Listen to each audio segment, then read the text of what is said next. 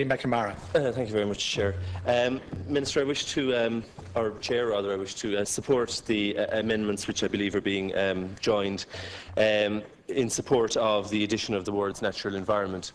We've heard from the previous speakers with regard to groups who perform a very important function locally.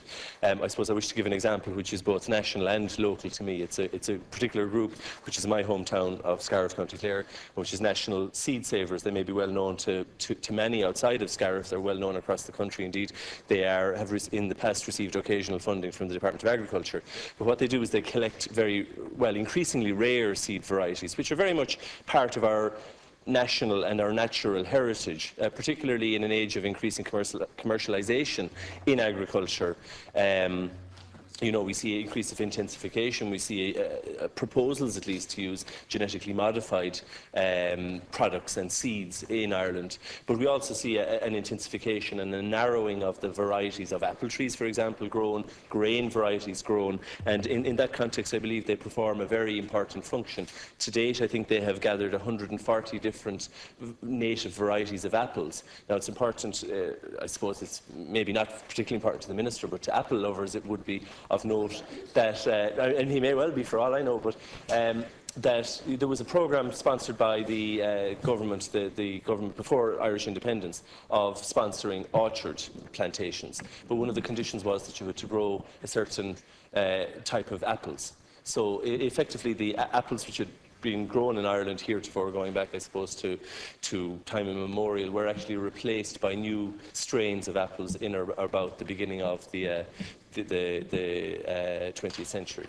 Now, that's just one example. There's grain, there's a lot of others. I think that's an endeavour which may indeed attract, or could indeed be funded perhaps under the existing heading of national heritage.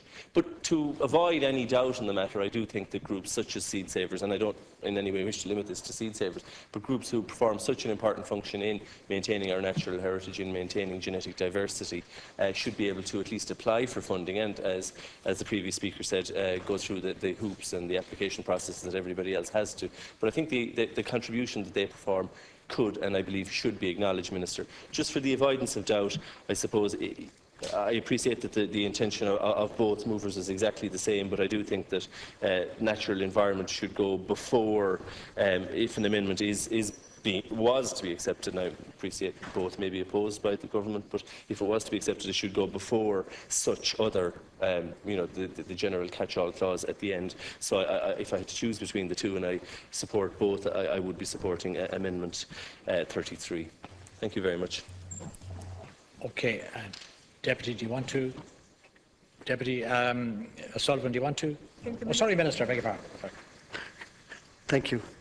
The existing categories of good causes provided for in section 41, there's quite a number of them, and they include the natural culture and heritage, youth welfare and amenities. And the advice I got was that it can deal with many of the issues that the deputies have raised with me, and I've had a lot of direct contact with deputies in relation to this matter.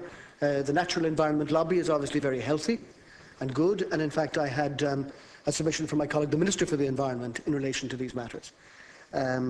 So on reflection, whatever I've said in relation to parliamentary replies, I am concerned that we wouldn't broaden the categories for good causes so broad that we dilute the impact of it. And I certainly don't want to dislodge proper funding from either the Department of the Environment or elsewhere through lotto money. But I think a compelling case has been made by deputies on all sides of the House to broaden the scope here. So I am willing to accept Deputy O'Sullivan's amendment. I picked Deputy O'Sullivan's rather than Deputy MacDonald's for the very reason that Deputy McNamara has pointed out. Just in the sequencing of the revised section 41, it will be the natural sequence, with the whatever other purpose category being the last, as opposed to slotting this thing in after that.